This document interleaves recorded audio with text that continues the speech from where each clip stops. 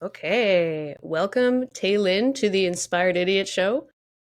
Thanks. I feel aligned. Inspired idiots. When I seen the name, I was like, yes, I have to be here. This Yep. is my people. That's what I wanted. That's why I chose that Yeah. as the name for my brand as opposed to just like my name. I kind of want other people to see themselves in it. Um, I basically asked you to come on here today because you've grown I believe now, seven-figure business off of primarily writing.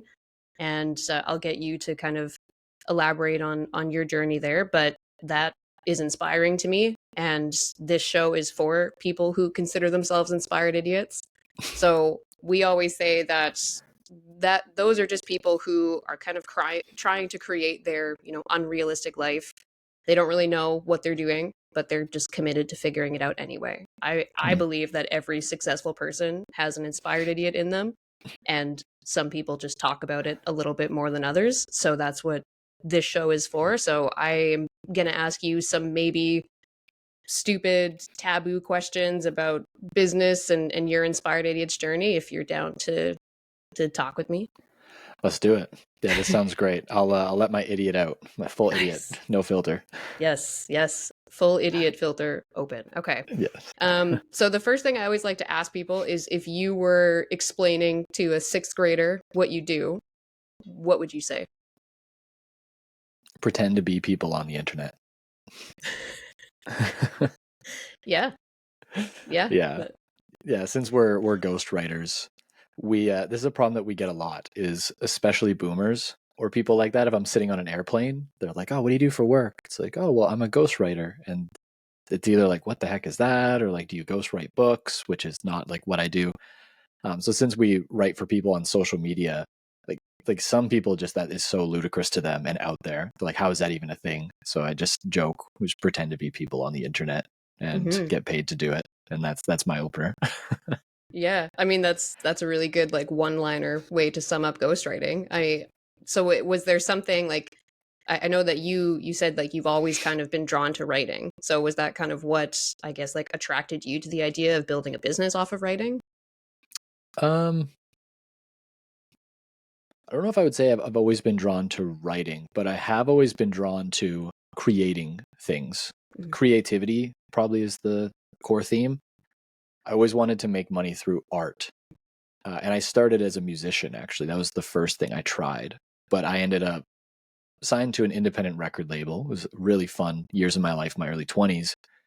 But I was very broke, like very, very broke. Needed to eat a lemon a day for 3 days until I got paid, like level of broke. And some people say, oh, if I'm just doing what I love, like I don't care how much money I make. As long as I'm writing every day, I don't care. As long as I'm writing music every day, I don't care. Painting every day. I lived that and I did not like it. It took the fun out of it when you're in such a survival mode and you honestly just kind of feel like crap. At least I did. Was like, okay, I feel like I don't have a lot of worth. Like I don't really make any money. I couldn't provide for a family. I don't even feel like I have enough resources or self worth to be a good like partner to a woman.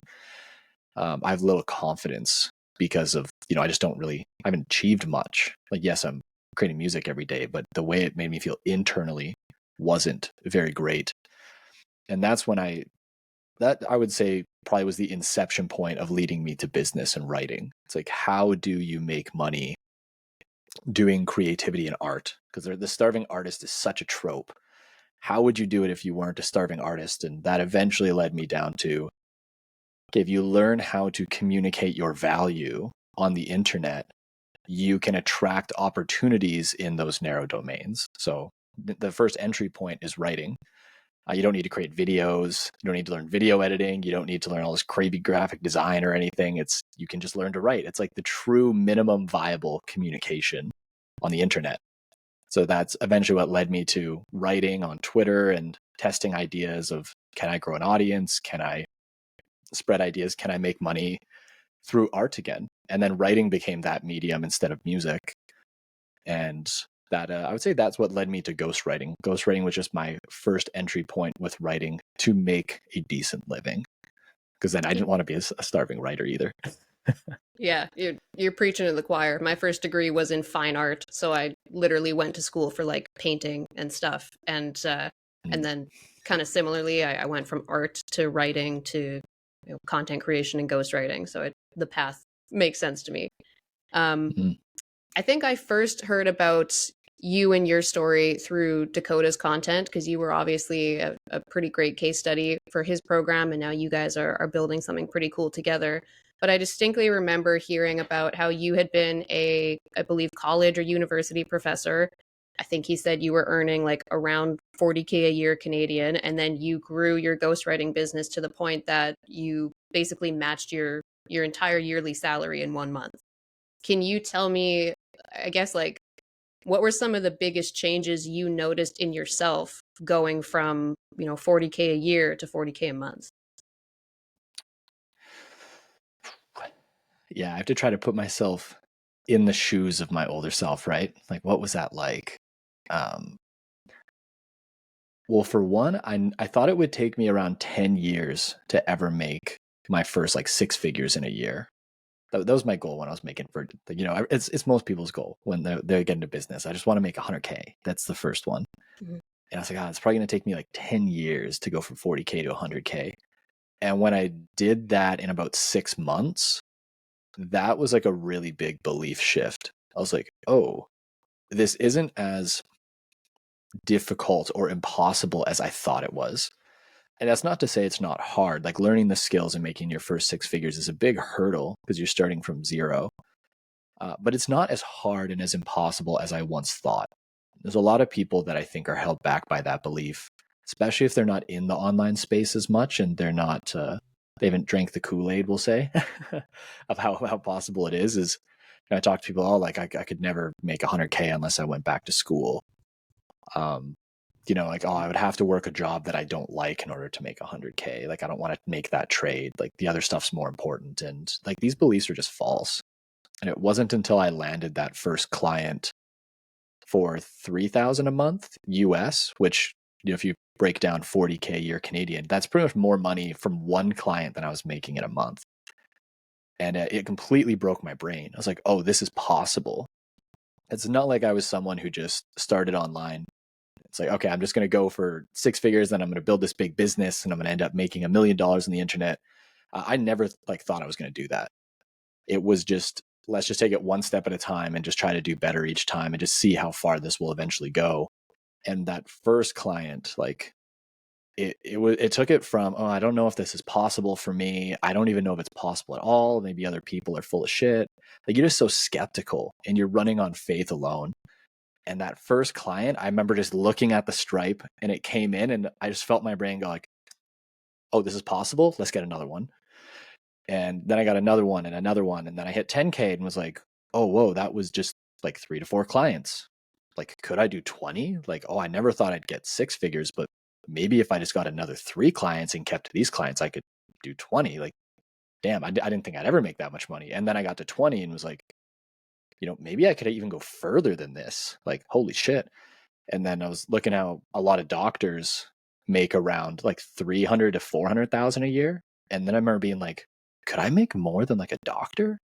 Like, if I just got a few more clients? And I did. And once I got to around, I think it was around like 50K a month. It was like between 50 and 70. 70 was the most I ever made off of ghostwriting in a month. It was 70,000.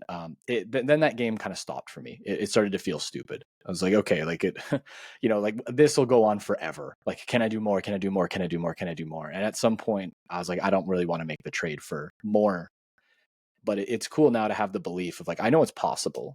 So it's like, if I wanted to, like, I know what actions will produce that. And that was the biggest change, is just knowing like for sure, 100%, this is possible if you just know what to do and you acquire the skills. And I hope that more people realize that as well. It's tough in the beginning though, until you get that first client. Yeah, I think that you touched on something really important there. And like one of the things that I do is I do like a group coaching call specifically to help people with prospecting. And I Mm. feel like this is something that I found to be especially true is that in the beginning, it like people say like you got to believe in yourself and you got to like, visualize what it's going to feel like to hit that first 10K. And I do think there's validity to all of that. But I also think in the beginning, it's realistic to assume that if you have never seen yourself make 10K a month, 20K a month, it's going to be difficult to believe that you're going to do it until you actually see yourself do it. That was the case for me. Like I didn't really grow up thinking I would earn 10K a month. And then when I saw myself do it, I was like, holy shit, I just did that.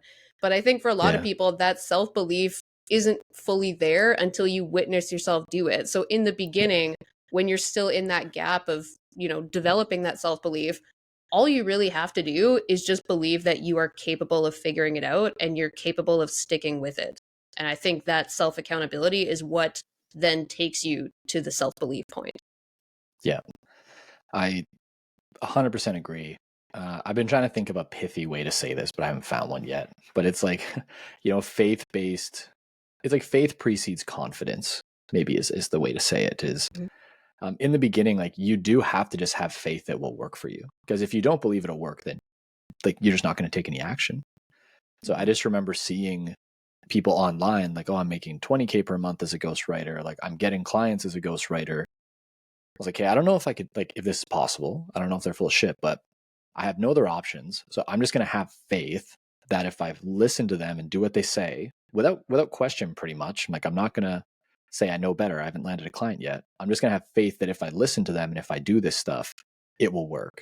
And then you need faith to like carry you through until you have proof that it works. And then proof like replaces faith. But Yeah. it is tough in the beginning when you're going off of faith and you're just failing over and over again, or you try to get a client, you get so close and then they slip away and you lose them on the sales call, or you launch an offer and like nobody buys it or something, and you're like, oh, like, am I full of shit? Like, am I am I deluded? It's tough for faith to carry you through like those like hurdles on the way. But once you get that first win, it's like, oh, you can finally replace faith with belief. Yeah, you definitely do, I think, have to feel a little bit delusional at times. Like, oh my God, I'm sticking with this even though I feel like I'm just on the ground failing right now. And you almost have to have a little Mhm. bit of that delusion. Um, but one of the things that I really appreciate with your content, and I want to kind of get into this more later, but I feel you post a lot of like very real shit about growing your own business and like the mental struggles that come with that. And I do think entrepreneurship is a very, very mental game. And I think a lot of people have this perception that, like, once I hit X amount, I will not feel this anxious. Once I hit X amount, my problems are going to, not be there. Did you find, like, going from somebody who was bringing home probably around like 3 to 4K Canadian a month to somebody whose business then did 70K in 1 month? Did you feel that? Like, did you feel like your like feelings of anxiety lessened, or like you felt like, oh, I don't have those same problems anymore? Or did you find that those struggles stayed with you through all the different levels? Mm. Yeah, I love this. Like entrepreneurship is a personal development game, first and foremost. Like people don't identify with it. Like I would never go into business. I'm not a businessman, an entrepreneur, et cetera, et cetera. But it's because they don't realize that it's just the best self-improvement vehicle. Like it's like at the end of the day, if you can't grow your business, like you are the bottleneck. And it could be a lack of skills. It could be a lack of belief that you have, but there's just something missing in you that doesn't allow you to make that money. And I wouldn't say that making the money solved my money problems, as funny as that might sound, because when I was not making any money, I would say I had a lack of self worth. It was, like, I can't make enough money to feel like I am a valuable member of society. And people can say what they want about that belief, but I think many people, consciously or not, do feel that way. When they don't make a lot of money and they don't have that much status, they do feel lesser than, and their self worth takes a hit. And when I started making money, I would say that started to go away. I was like, oh, like but it happened so quickly. It was kind of bizarre. I'm like, oh, now like I feel like I make good money, and I don't feel like my internal dialogue doesn't tell me I have a lack of money, which was very odd. It was freeing in a way, but then it was replaced with the fear of losing that money. So it was a whole other thing. Like I'd never quit my job before to just become self-sufficient at making my own money. Like I need to get my own customers. That was very, very scary for me. Um, I waited an extra like 6 months longer than I needed to before I quit my job. Like I was literally making more in a month than I was making in a year, and I still wouldn't quit. And my friends sat me down and were like, what are you doing? Like, dude, you're working 40 hours a week. Like, imagine what you would scale to if you had that time back as well, because you're doing this on the side. But I was just so terrified of losing it. Like, am I going to quit my job and then all this ghostwriting opportunity, it goes away, and then I need to find a new job and I can't get my old job back and I don't know like what I would do. I was very, very scared of that. And then even with the money, I'm like, okay, well, what if I now like go down and make even less money? Like, it's one thing to only make 40K a year and have never made a bunch of money. It's another thing to be making like $500,000 a year and then lose it all and be back to 40K. Like, I think my self-esteem would feel worse. So I was just very fearful. Like, is this going to sustain? Like, am I really someone who can make this money long term? And I would say those feelings stayed with me for probably like 3 years. It wasn't until probably the past 6 months that I've been able to sit down and really work through the emotions behind that and the fear and like where it's coming from, and learn like, okay, I've acquired the skills. I can always go and get new clients. I have multiple ways to get new clients. I have enough skills that I have multiple new jobs I could get into if I really needed to. I have a network of people who would introduce me to incredible people that would be looking to hire me. Like, my resume is insane. There's multiple offers I could do. And it wasn't until I stacked an insane amount of skills that I started to feel secure financially, because now making money becomes more predictable. Like, there's less uncertainty there. And now I'm like, okay, it's fine. We can, if we need more money, we can just make more money, which might sound insane to some people, but with like through acquiring the skills and practicing them and like being in the industry, you can get there. But it takes a lot of time. It took me a lot of years to work through the emotional turmoil of that. Mm-hmm. And you kind of have to go through like the hard of it to then get out the other side and kind of work on that like personal development side of you. One of like the books I think that probably really helped me like just start paying attention to my relationship with money is called Happy Money by Ken Honda. Mm, And it's basically this similar concept that like if all of us kind of have different relationships with money that we almost always learn from our parents, who likely learned from their parents, who, if you think about like your grandparents generation, these are people that literally lived through world wars and had a very scarcity mindset most of the time. yeah. So the book is a really easy read, but he's basically just breaking down the most common kind of money personality types and the different relationships people have with money. But that was a really big underlying point of the book, that like if you have a lot of fear around money and a lot of like scarcity mindsets, then it truly doesn't matter whether you earn 50K a year or 50K a month. That relationship with money is likely going to stay the same. And until you learn how to kind of turn around and address it and really like unravel it, you will Hmm. probably always carry those same fears, regardless of how much you make. I love that. I haven't read that book, but the ideas in it seem very compelling and very real to me as well. Mhm. Like, I would say this season that I'm at, about 3.5 years into my business journey since I started with the writing stuff. Um, this year for me has been actually less about revenue and making money. It's been more of a step back. Like, I've made less money this year than I've made in previous years, but it was more like of a personal development journey. So it's like, okay, we're making a bunch of money, but the internal isn't feeling right. Mhm. Like, I went from, being a college teacher, quitting my job. 2 weeks later, I left to Colombia to travel with Dakota as a nomad. And I basically didn't come home for like 2.5 years. I was just traveling, meeting people, launching businesses. It was an extremely fun, exploring time of my life, but it was so chaotic.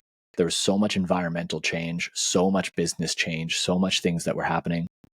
I didn't feel like I ever just got to sit down and rewire the inner work, the Mhm. psychology and the emotions behind everything that had happened, and how much stress I was under, how much pressure I was under, how I had team members that were relying on me to pay their bills, and I hadn't really adapted to that level of responsibility. And my big thing now is just working with like psychologists to get to like the deepest beliefs that are holding me back and becoming bottlenecks to me growing my business, but also like enjoying my life. I try to do breath work 1 to 3 times a day like different iterations of it, some for emotional processing, some for just nervous system regulation, and just trying to develop more agency as well. Like whenever negative emotion comes up or I feel there's some dissonance around the work I need to do or some resistance, maybe like when you sit down to write, you just feel a lot of resistance. Instead of that being a signal to take a break from writing, are there practices and exercises I could do to reduce the resistance so that I can just sit down and do work whenever I need to on whatever I need to? Mm-hmm. And that has been probably one of the best things I've done in the past like 10 years of my life, is just to take a step back, say I'm not traveling. I'm not even really hanging out with friends much. Like I'm like spending 90% of my time by myself and just sorting my shit out.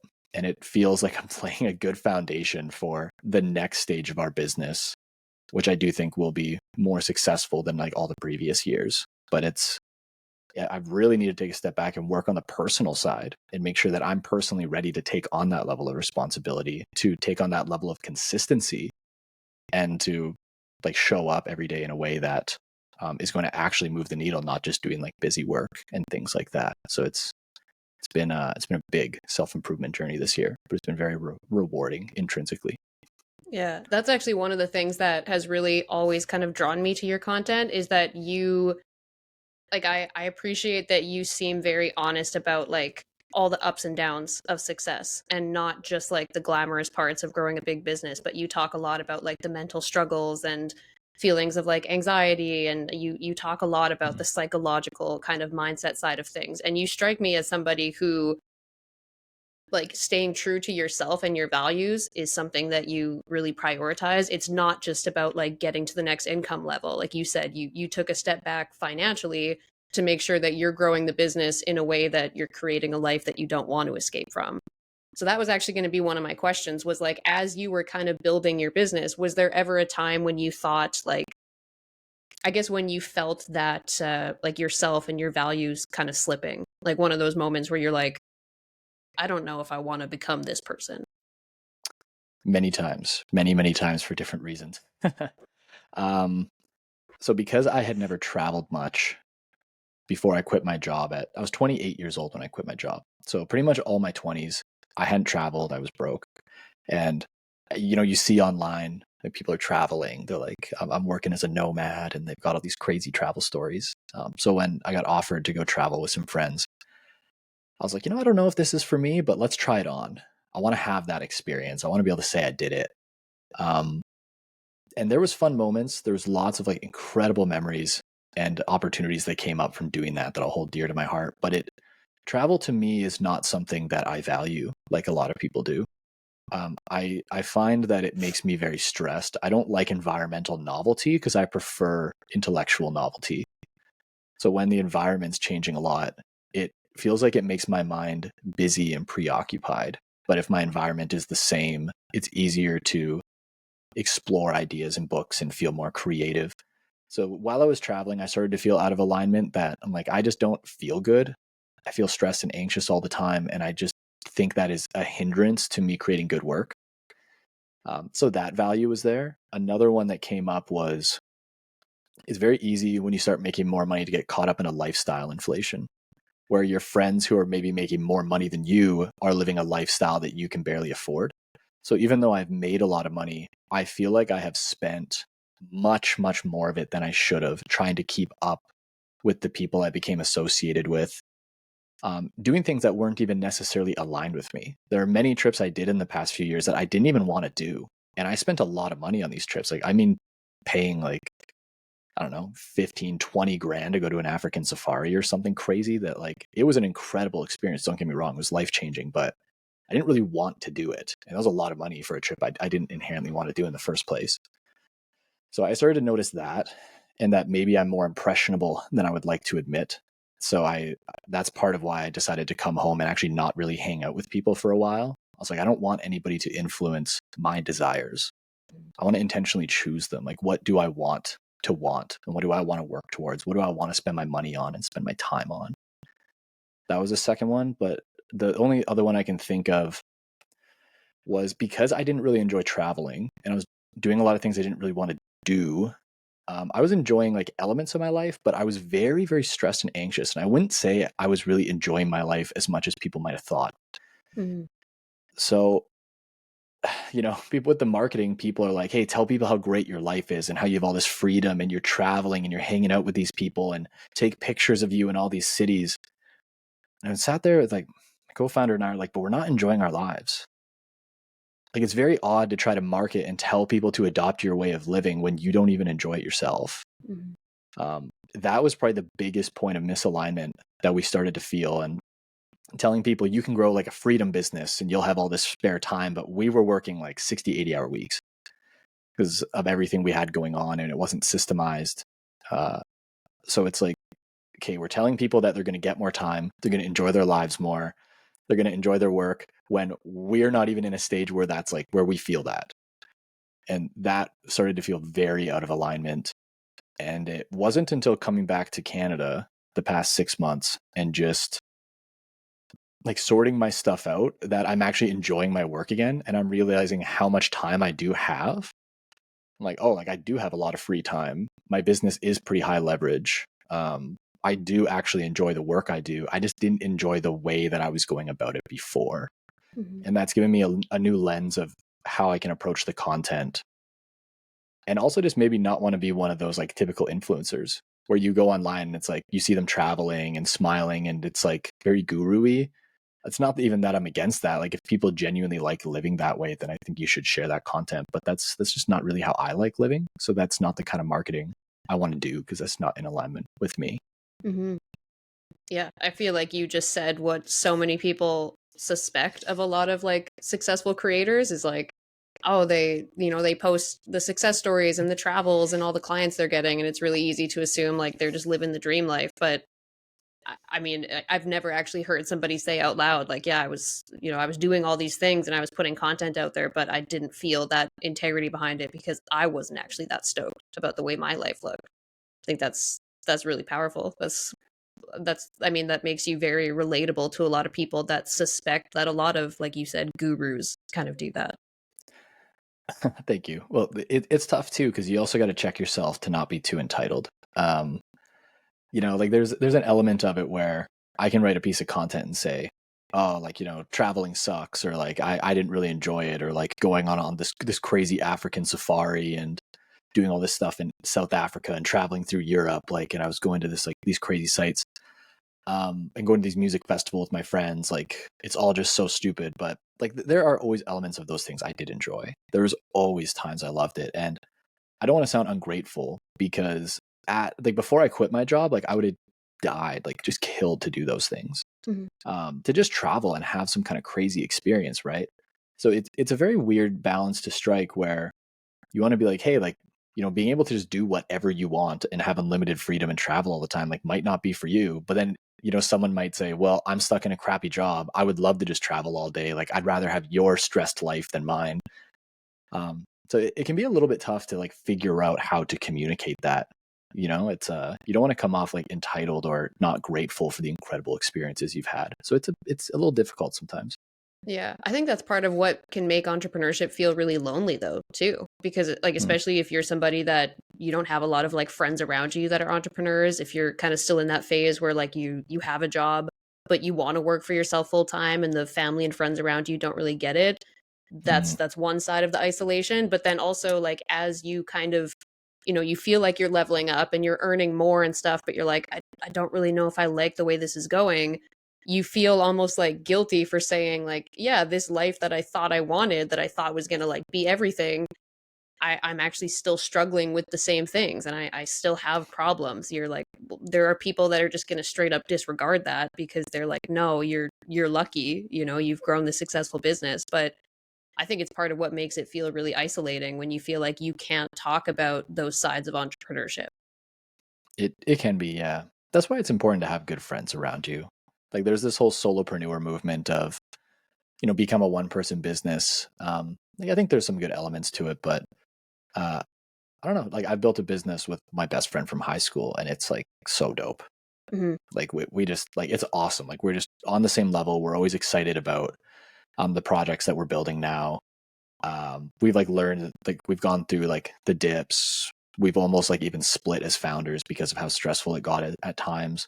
So we've had a lot of ups and downs, and just having someone who's like lived the lifestyle with me is really cool. Same with Dakota. Like I'm very, very close with Dakota. So like the three of us, like I feel like the three of us have like kind of lived a similar life, and we can relate to each other, and we don't feel lonely because we have even just the three of us. Mhm. That element is really amazing and something I definitely don't take for granted. What can be difficult is at some point you have so many experiences that most people haven't had that you get like an existential loneliness, that there's like very few people who can relate to you. So, you've been through what other people have been through, which would be, I've worked the job that I've hated. I've been like stressed about money. I haven't had enough time for the things I love. I feel like my dreams are on the back burner for like the things I don't want to do. I feel a lack of hope that my life will ever improve. I don't feel very confident or like I could talk to women or something. Definitely felt that one. Um, but as you like have these really crazy experiences, like you've traveled to 11 countries, you've done the African safari, you've gone to all the biggest music festivals, you've done like 10-day ayahuasca retreats in Peru. At some point, like people can't relate to you. And it's not because they don't want to, it's that they actually just don't have the capacity to do so. Mhm. Even some of the closest people in your life, like the people that, like your family members, like they might be excited for you and do their best to like engage with you, but they like really can't understand you and your worldview anymore. Mhm. Um, I'm actually very grateful that the shaman that I've sat with many times with ayahuasca is the one I turned to for this. And she guided me through how to cope with an existential loneliness where people like can no longer see you. And how do you learn to cope with that? So I'm very grateful that she was there to like coach me through that experience, because that one was very hard emotionally to work through. I feel like I could do a whole other episode about just that last sentence you said there. Um, one of the things that I really wanted to go back to talking about, like Dakota, and you obviously got started in ghostwriting primarily through Dakota's Growth Ghost program.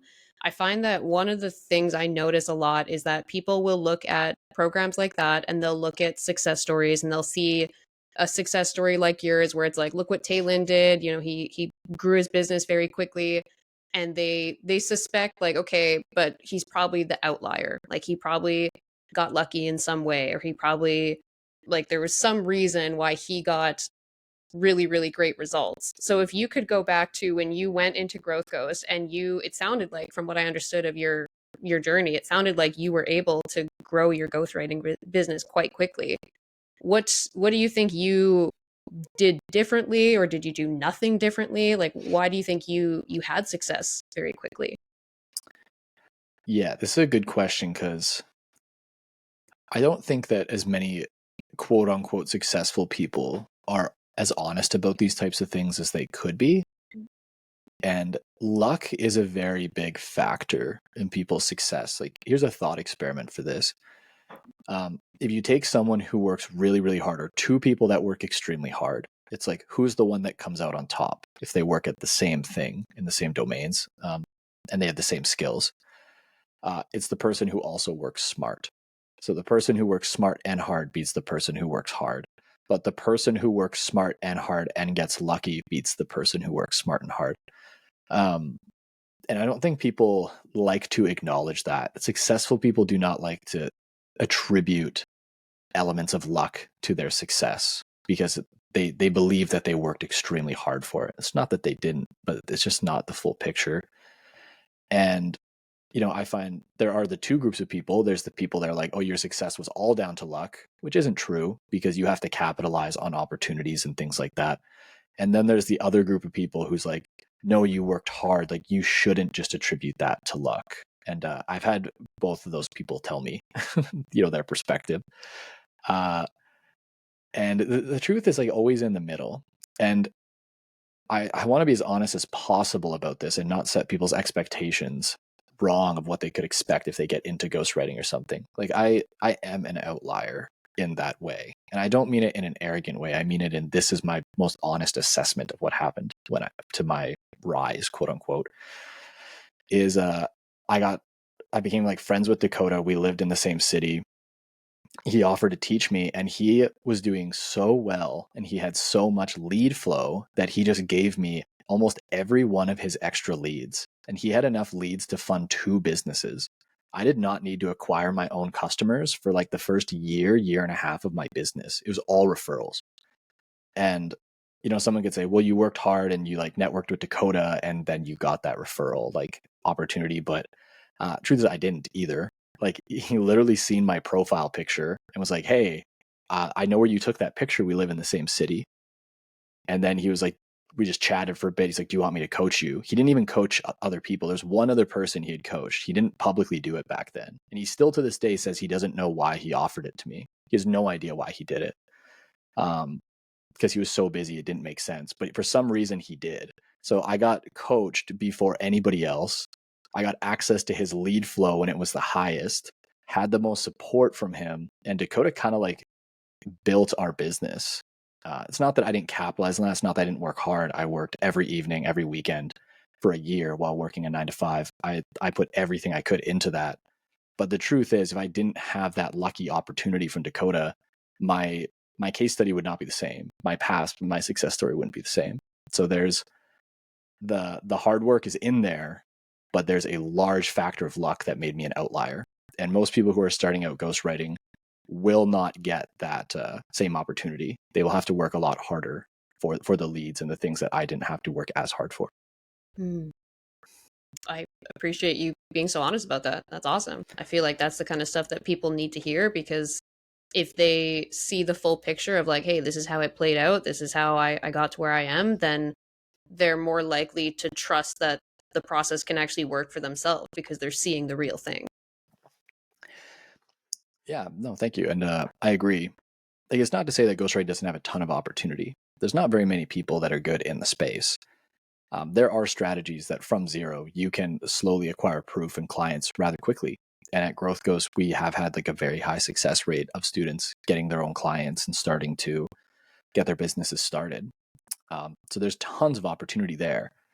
I just wouldn't promise anybody the same opportunity that I got because it's not going to happen. At least it's Mhm. very unlikely that it's going to happen.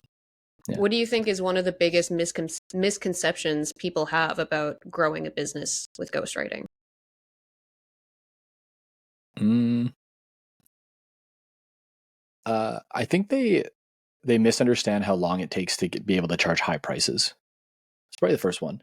That is the appeal of ghostwriting, is you can get to high prices quicker than things like copywriting or blog writing, book writing. So if you want the fastest path to making money with writing, I do believe it's ghostwriting. But students will come in and say, okay, what do I charge this guy? Like $3K a month? I'm like, I don't know. Do you have any proof? Do you have any skills? Do you have a guarantee? It's not that simple. So you do have to acquire proof first. Like just starting any business, get proof, acquire skills. Once you have enough proof and enough skills, that will create certainty in your clients or your prospects, and they'll pay you more money. And even though it might seem with me that I just jumped from like 0 to 10K to 40K in a couple of months, most people don't see that I worked for free for 3 to 4 months acquiring proof and was writing on my own account for 6 months, like acquiring as much proof as possible. And then when I finally did attract clients, I'm like, hey, here's like all this proof I had from working for free. I didn't try to like upsell those free clients or anything like that. It was just like, here's all the results I got.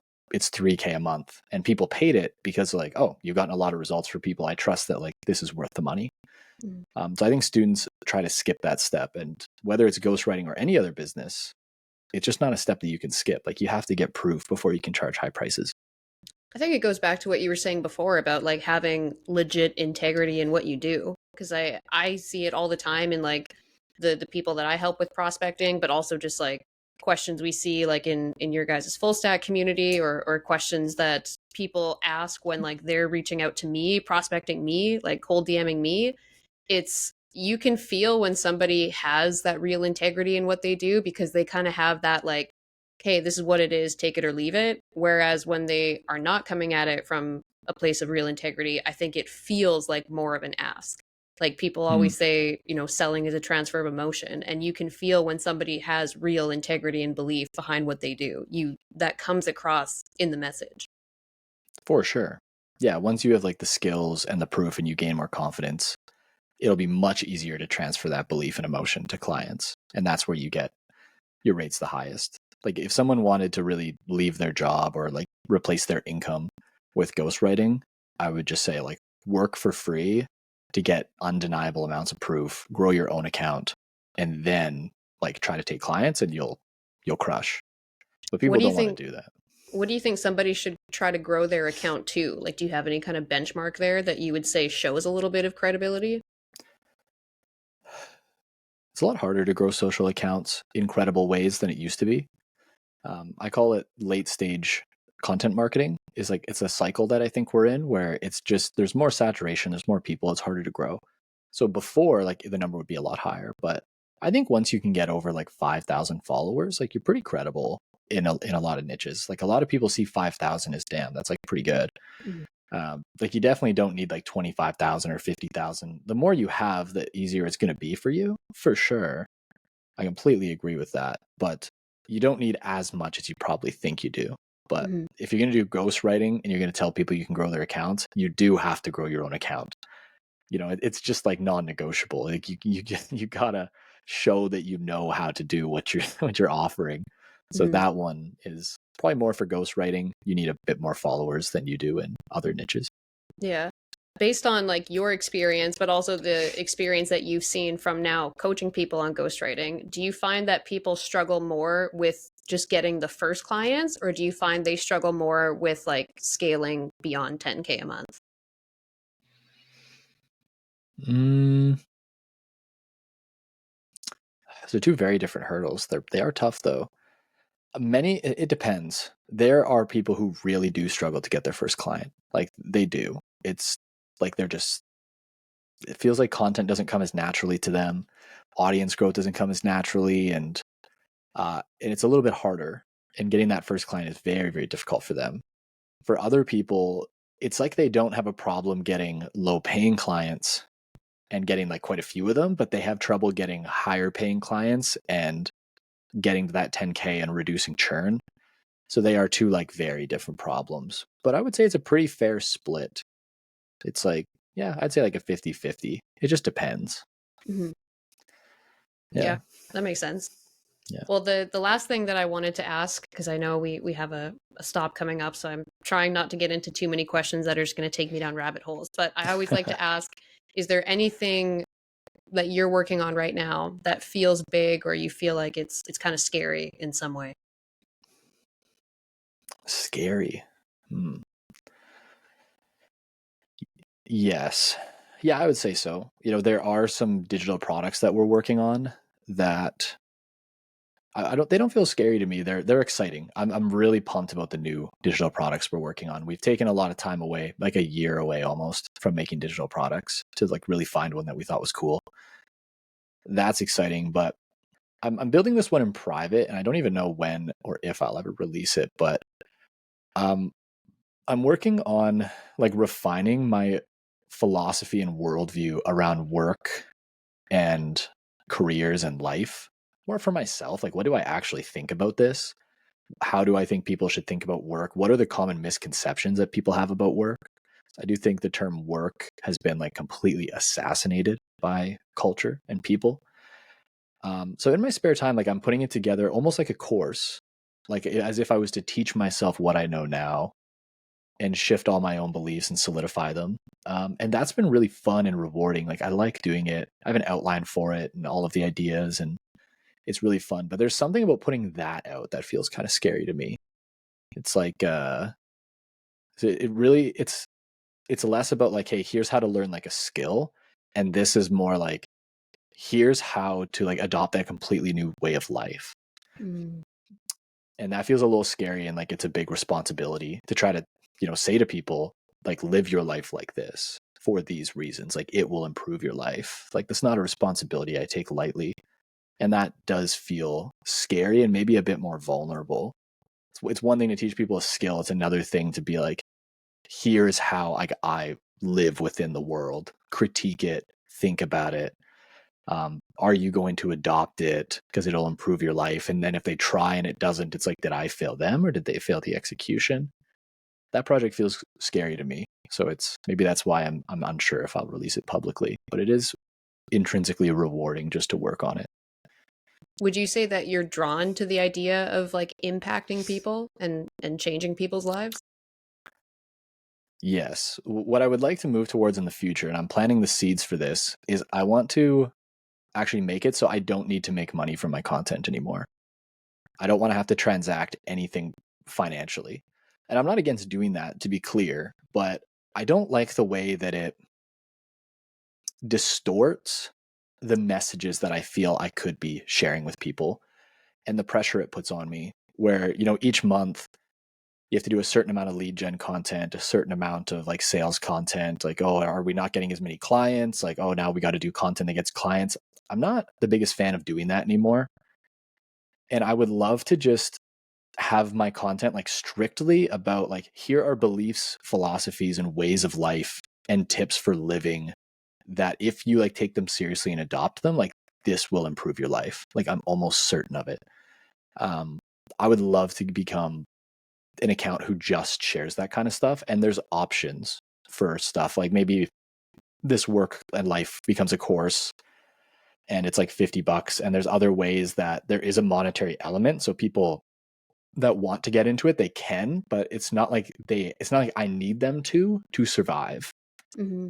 I think, I don't know, with my way of, with my personality type, I think it will make it more fun to create. And I think I'll have like an easier time impacting people when I don't have to worry about making money off of them. So I would say that that's like what I ultimately want to start moving towards, one step at a time. Yeah, that actually reminds me of a very brief conversation you and I had like months ago that always kind of stuck with me because I remember seeing a clip of Dakota doing an interview and he said in this clip, there's so many people out there today coaching mindset and personally I wouldn't go out and hire a mindset coach. I would go find somebody who has done something I want to do, like they've built a huge business, and I would pay them to mindset coach me. And then I Yeah. remember you and I talking on LinkedIn because I had said like, hey, we seem like we're both very drawn to talking about like psychology and philosophy and mindset through entrepreneurship. And I remember you saying, yeah, it's I'm really drawn to writing that, but it's difficult to create and grow a brand just off of that unless you're trying to be like a mindset coach. So Hmm. it seems like you have kind of found a way to build a business for yourself and get that credibility, and you're constantly just finding ways to weave those interests into your content. It's not what you're necessarily trying to sell people. It's just part of like you sharing that raw journey. Yeah. I'm glad to hear that it stuck with you because I do find psychology based offers and marketing and mindset is difficult. That'd be a conversation for another time. I've realized a lot on how you sell psychology with some of the ghostwriting clients that we've worked with, but it's something that I very much am still figuring out. Like I'm not going to pretend to be an expert. I would say someone who's really figured this out would be like Dan Coe. He might be like one of the only people, in my opinion, who's truly figured this out. Because I compare him to even other top creators, and I see other top creators doing a lot more like salesy stuff and sales sequences, and they really rely on more traditional copywriting and persuasion tactics to make money, where I don't feel like Dan does. Um, so I'm like, how do you talk about your interests and the things you're interested in, but still have it drive to an offer where you can make money? Like I think that's a very difficult thing to do organically and naturally without becoming unfocused in either area. And I'm not going to say that I know how to do that effectively, which probably is why I want to like detach my content from the monetary need at all. So I don't have to try to use creativity to bridge that. Uh, Mm. so those, yeah, I think those things are very difficult to make work over the long term, but it's not impossible to figure out. It's just not something I've figured out yet. Yeah, conversation for another day, probably. Yeah, exactly. Okay, cool. Well, I promised I would get you off, and I need to say this differently. I promised I would get you off of this call on time. Jesus. So I always like to ask like if there's anything that if there's a way that people should find you, or if there's like if I know that you have Growth Ghost, where can people go to connect with you? What's the best place? Yeah, just Taylin John Simmonds on Substack, LinkedIn, X. I would say those are like the three places. Substack is where I'm putting most of my time and effort right now. Soon to be YouTube. But I'm on all the platforms. If someone sent me a message there, then I'll get it eventually when I check them. Okay, cool. I was going to ask you about Yeah. Substack today, but we'll leave that for another day. Thank you for hopping on with me. I'm going to go ahead and stop the recording now, but this was awesome. Cool. Yeah, thanks for having me. I love that I'm embracing my inspired idiot. We love it.